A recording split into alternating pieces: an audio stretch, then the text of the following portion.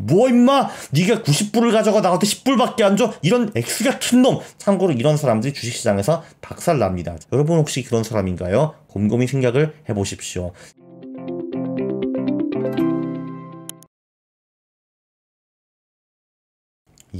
안녕하십니까 할러님들, 강원국입니다. 주식으로 거지가 되는 이유는 바로 이것입니다. 비열한 시장과 도마뱀의 뇌라는 책에 독후감을 올립니다.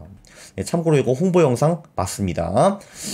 저는 기본적으로 주식 성공담에도 관심이 무지하게 많죠. 근데 사실 개인들은 실패 사례 연구가 더 중요하다고 저는 보는 사람입니다. 왜냐면은 니들 다 실패하잖아. 그러니까 왜 실패하는지, 어떻게 실패하는지 그 이유를 파악을 한 다음에 그 짓을 안 하면 됩니다. 기본적으로 사람이 실패를 안 하면은 성공의 길이 굉장히 가까워지게 되어 있죠. 그리고 솔직히 성공 투자는 되게 쉬워요. 그냥 되는 전략을 찾고 백테스트하고 그거 장기적으로 하면 됩니다. 띵 끝. 그 전략들 어디 있냐고? 할투에 있습니다. 자, 그런데 비열한 시장과 도마뱀의 뇌, 이 책을 보면은 투자 실패 근원이 우리 뇌에 있다고 합니다. 저는 그것에 100% 공감을 하는 사람이죠.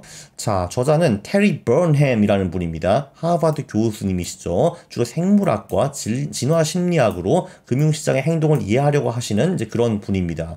이분이 이제 관심 있는 게 이런 거죠. 왜 인간은 돈을 다루거나 투자를 할 때 문제를 겪는가? 그 이유는 뭐냐 하면은 인류의 뇌는 우리의 조상들이 직면했던 문제를 해결하기 위해서 진화를 했다. 근데 조상님들의 세계 시스템과 우리의 시스템은 너무너무 다르다라는 겁니다.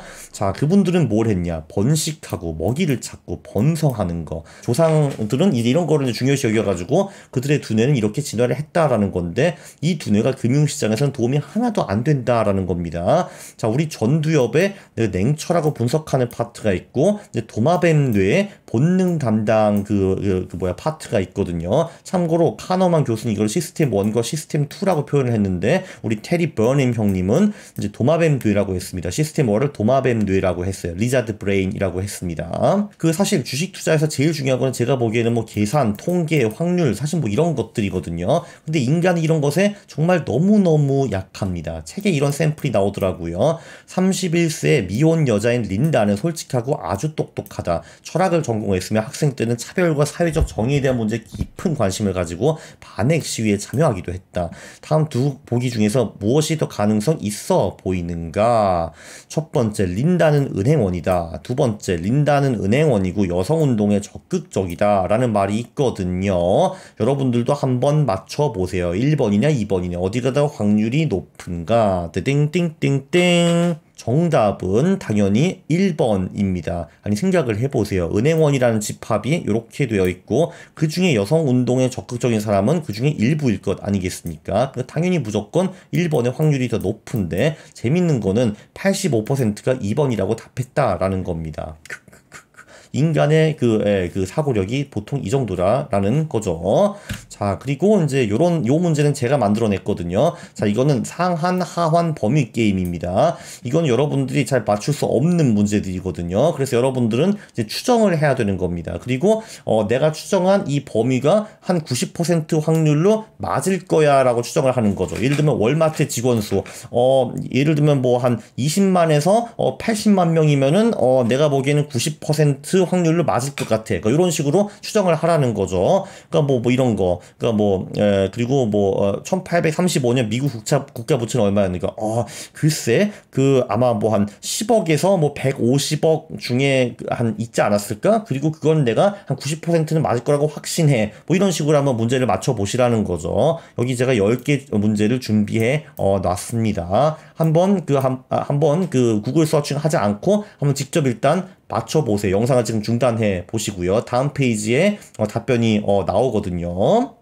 네, 정답은 바로 이거인데 여러분은 10개 중에서 몇 개 틀렸습니까? 사실 근데 이게 투자를 할 때 우리가 이런 거를 사실 많이 좀 해야 되거든요. 그러니까 내가 이거 투자를 하면은 상당히 높은 확률로 이 주식이 몇 프로 오르거나 몇 프로 떨어질 것인가 이런 거를 사실 우리가 무의식적이라도 계산을 해야 되는 건데 이 문제를 한번 풀어보시면은 여러분이 이거를 잘 못한다라는 걸 아마 느끼셨을 겁니다. 대부분 사람들은 이런 문제 하면 보통 한 5개 정도 틀린다라고 하더라고요. 5개. 그러니까 내가 90% 확률로 이 범위 안에 있을 거라고 하는데 그 90% 범위가 한 50% 틀린다. 뭐 이런 말이에요. 그렇습니다.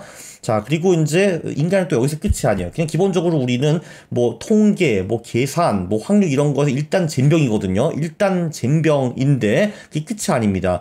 일단 우리는 자존심이라는 것이 또 있어요. 자존심. 그래서 우리는 이렇게 우리가 계산과 확률 이런 거 전혀 못하는데 우리는 그걸 잘한다라고 생각을 합니다. 과잉 확신이라는 게 우리가 있고 우리 잘났잖아. 그렇게 생각을 하고요. 또 이게 끝이 아니고요. 또 자존심에 또 이런 문제가 있습니다. 자, 이런 게임이 또 있어요. 이제 내가 이제 100달러가 있어요. 그리고 이제 제 상대방이 있습니다. 그리고 저랑 그 사람이랑 100달러를 나눠 먹는 건데 근데 제가 이 사람한테 금액을 제시를 할 수가 있고요. 100불 내에서 저 사람은 그거를 받거나 안 받을 권리가 있습니다. 그 사람이 안 받는다라고 하면은 100불 자체가 날아가는 거고요. 예를 들면 제가 상대방한테 20불을 제안을 했어요. 그러면 그 사람이 오케이 하면은 그 사람이 20불 먹고 내가 80불을 먹는 거고 그 사람이 안 받는다 하면은 우리 둘 다 이제 빵원을 받는 겁니다. 자, 그러면은 상대방이 합리적이라면은 제가 1불을 제안해도 받아야 되는 거잖아요. 왜냐면 내가 99불을 받는다 하더라도 그 사람이 1불을 받는 게 빵불보다 나은 거잖아요. 근데 실상은 달랐다라는 겁니다. 보통 뭐 10불, 20불을 그 제안을 하면은 사람들이 많이 거절을 했대요. 심지어 30불을 제안했는데도 거절한 사람들이 상당히 많았다라고 합니다. 주로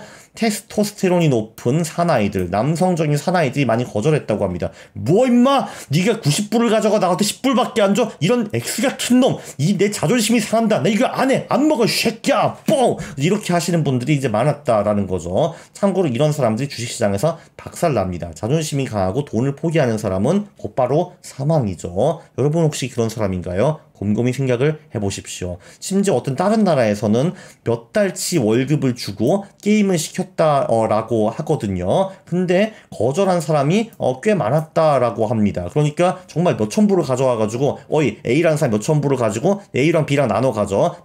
근데 이제 몇천 불을 A가 나눴겠죠. 근데 B가 그래도 몇백 불은 받았을 거 아니야? 에이 fuck you 한 적이 굉장히 많았다라고 합니다. 굉장히 흥미롭죠.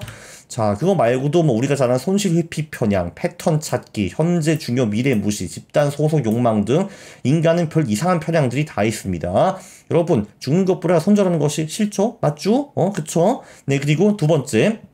우리는 무작위 움직임에서도 막 패턴을 찾아내려고 합니다. 그래서 대부분 투자 전략이 엉터리인 경우가 많습니다. 특히 기술적 투자 같은 경우는 이제 사람들이 차트에서 막 패턴을 봐가지고 이거다 이거 하는데 그게 이제 사실 엉터리 패턴일 경우가 상당히 많다라는 거죠. 물론 모든 패턴이 다 엉터리라는 거 아닙니다. 자, 그리고 대부분 사람들은 현재를 지나치게 중요시 여기고 미래를 일단 무시하죠. 그래서 저도 다이어트가 안 되는 거고 대부분 사람들이 노후 계획 설립이 잘 안 되는 겁니다. 그리고 사람은 집단의 생계에 순응하려는 욕망이 있어요. 그래서 핫한 주식을 피하고 소외된 주식을 사는 것이 대부분 사람에게는 굉장히 어렵다라고 합니다. 근데 사실 돈은 여기서 벌리잖아요. 소외된 주식에서요. 다 모든 사람들이 사는 핫한 주식에서 돈이 안 벌리잖아. 그쵸? 자, 그래서 결론은 인간은 전혀 합리적이지 않다라는 겁니다. 이런저런 실험을 좀 해봐도 인간은 그냥 합리적이지 않다라는 것이 정설이거든요. 그럼 비합리적인 인간들이 집합된 시장은 합리적일까라고 하는데 뭐 그거에 대해서도 교수님이 많은 글을 쓰시는데 결론적으로 짧게 말하면은 그럴 리가 있니? 라는 것이 정답입니다. 그 교수님의 팁 하나는 모든 펀드 매니저 애널리스트들이 살아가는 주식은 나는 무조건 공매도 한다라는 말을 하시더라고요. 실제로 그렇게 좀 하셨대요. 무조건 아무도 안 바라보는 소외된 주식에만 투자를 하라라는 팁을 일단 주셨고요. 자, 이게 이제 1장이었어요. 1장은 이런 내용이 있고 뜬금없이 2, 3장에 매크로 얘기가 좀 많이 나옵니다. 그러니까 한마디로 우리가 합리적으로 기대할 수 있는 수익률을 얼마든지 둥둥둥 주식이 어쩌고 채권이 어쩌고 이런 말씀을 많이 해주셨어요. 저는 사실 이 책에서 투자 심리에 좀 더 집중했으면 좋았다라는 아쉬움이 조금 있습니다. 우리한테 지금 이 책이 2005년에 나왔거든요. 2005년에 매크로 분석은 사실 우리한테 도움 별로 안 되잖아요. 그죠? 그게 재밌는 게 뭐냐면 이분이 거시 경제학적 진실이라는 거를 3개를 만드셨어요. 이렇게.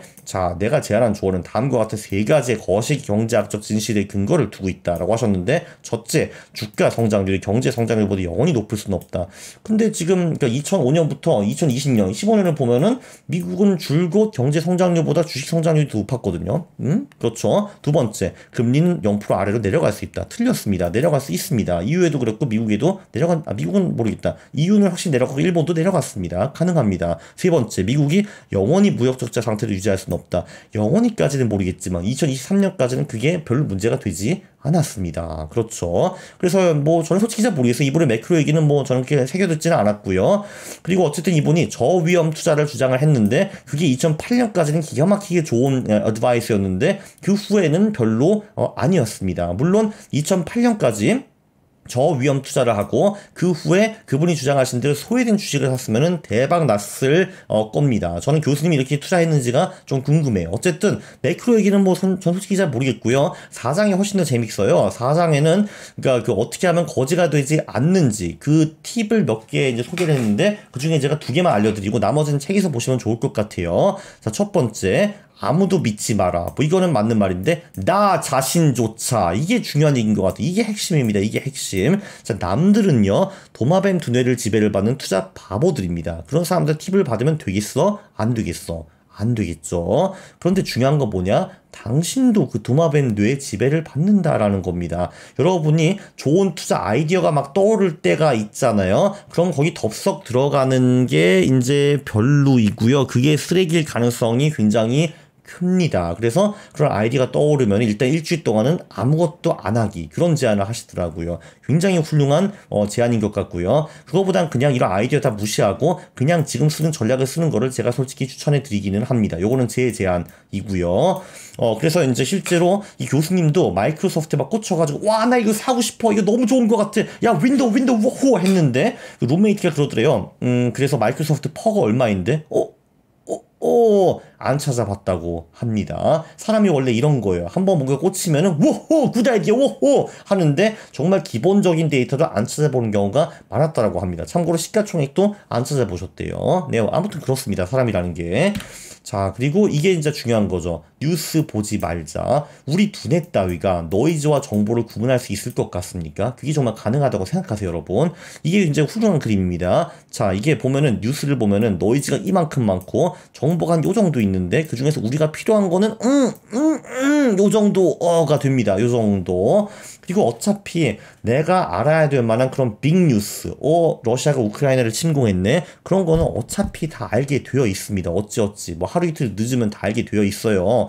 네, 근데 뉴스의 문제는 99.9%가 노이즈인데 이게 엄청 중요한 것처럼 포장을 하죠. 뭐 뉴스 만드는 사람 입장에서는 당연히 포장을 하겠죠. 엄청 중요한 것처럼 아무것도 안 중요하다 하더라도 그래야지 뉴스를 팔 수 있잖아. 그죠? 그래서 이거 다 이제 필요가 없거든요. 필요가 없거든요. 투자 정보는 어디서 확인하냐고요? 정보 따위는 필요 없습니다. 기기적으로 거래 가능한 전략을 개발하고 실행하는 것이 중요한 거죠. 그리고 투자 전략이 예를 들면 월간, 분기 리밸런싱이면은 그 나머지 날엔 뭐 하냐고요? 아무것도 안 하는 겁니다. 그냥 공부를 하시거나 아니면 놀거나 그냥 뭐 본업에 집중하거나 이런 거를 하면은 되는 겁니다. 그래서 뉴스 보지 말자. 아주 훌륭한 팁인 것 같아요. 자, 요약. 투자가 안 풀리면은 이유를 알아야겠죠. 자, 문제는 이상하게 진화되어 온 우리의 두뇌입니다. 얘를 제대로 알아야지 성공 투자가 가능해지겠죠. 물론 우리 두뇌가 어떻게 이상한지 이제 그거를 안다 하더라도 대책을 말하는 것이 쉽지는 않습니다. 진화라는 것이 굉장히 오랫동안 진화가 흘러갔기 때문에 이제 그런 거죠. 그러나 알아야지 해결책이 나올 가능성이 요만큼이라도 생긴다라는 겁니다. 그리고 제가 퀀트를 왜 하겠습니까? 제 두뇌가 투자에 아무짝에도 쓸모없다는 거는 저는 너무나도 잘 알거든요. 그래서 이 책을 보면서 공감할 내용이 상당히 많았습니다. 그리고 저는 흐뭇했죠. 그래, 나 이미 알고 있어서 내 두뇌가 병신이라는 거. 그래서 내가 퀀트 하잖아. 하고 있었습니다. 이 책의 큰 장점은 또 이제 뭐냐 하면 딱딱하지 않아요. 재밌게 쓰였고요. 책에 제가 몰랐던 신기한 사례들이 많이 나와가지고 이 책을 읽으면서 상당히 이제 지루하지 않았고 엔터테이닝 했습니다. 그래서 굉장히 흥미롭게 우리 두뇌가 어떻게 잘못되었나, 어떻게 무슨 해결책이 있는가 이런 거를 알아낼 수 있습니다. 네, 그쵸. 네, 이 책 상당히 유익하니까 한번 보시면 좋을 것 같고요. 네, 좋으셨으면은 구독, 그리고 좋아요 부탁드리겠습니다. 싫어요를 누르시면 제가 매우 싫어합니다. 감사합니다.